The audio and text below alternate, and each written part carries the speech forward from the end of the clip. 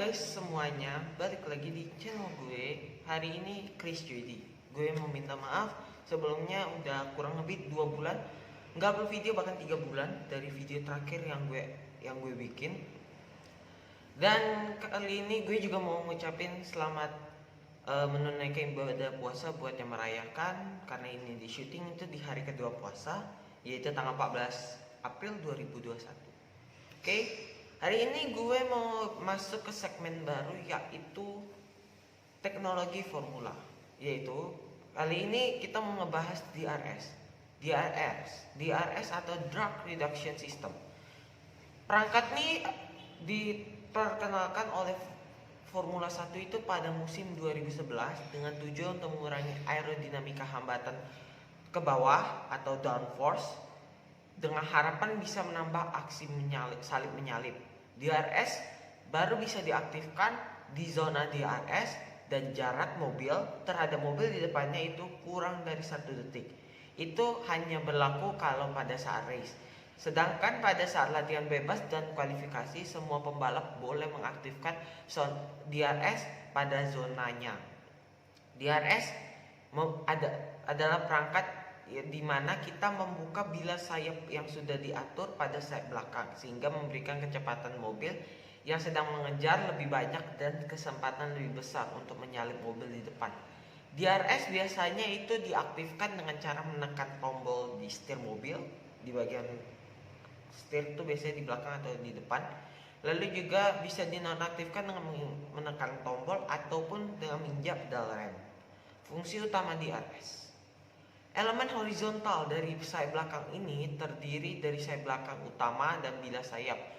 DRS memungkinkan bilas sayap untuk membuka maksimal 50 mm atau 5 cm dari sayap utama. Hasilnya, aliran udara melalui sayap belakang akan sedikit terganggu, dan sebagai hasilnya kurang menghasilkan gaya turun atau gaya downforce, sehingga kecepatan mobil bisa lebih cepat 10-15 km per jam.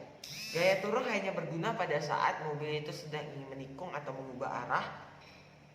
Di trek lurus, gaya turun yang rendah akan menghasilkan kecepatan yang tinggi. Menurut Sam Lewis, mantan direktur teknis dari tim Formula One Williams, mengaku bahwa DRS di babak kualifikasi memiliki keuntungan waktu setengah detik setiap lap. Peraturan penggunaan DRS. Penggunaan DRS dibatasi oleh beberapa aturan F1. DRS diizinkan untuk digunakan hanya bila pada saat mobil di belakang maksimum berjarak 1 detik di belakang mobil di depan. FIA berhak untuk mengubah parameter ini dari balapan ke balapan. 2. Mobil yang berada di belakang berada dalam zona menyalip seperti yang didefinisikan oleh FIA sebelum perlombaan. Selanjutnya, sistem DRS tidak bisa diaktifkan pada 2 lap pertama di Grand Prix atau di minggu balapan. Lalu, sistem juga tidak bisa digunakan sampai 2 putaran telah berlalu setelah restart atau recovery usai kecelakaan ataupun safety car.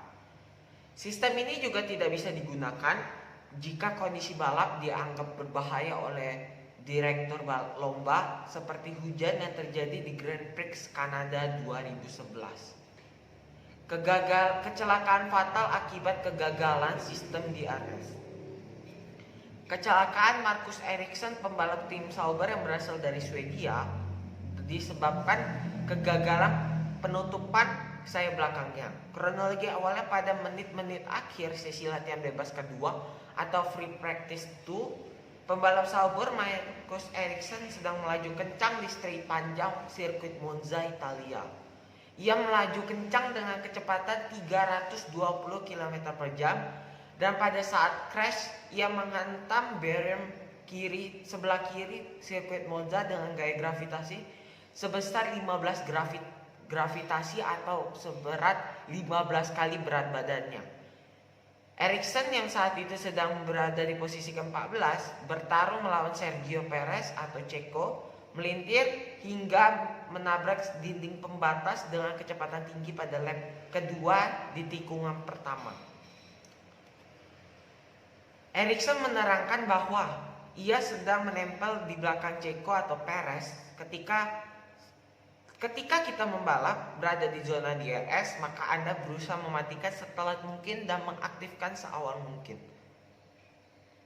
Oke, itu pembahasan kita untuk sistem DRS hari ini. Terima kasih sudah menonton. Jangan lupa like, comment, share, dan subscribe. Kalau kalian mau nonton lagi video lainnya, boleh komen di bawah teknologi apa yang harus gue bikin selanjutnya. Terima kasih, sampai jumpa.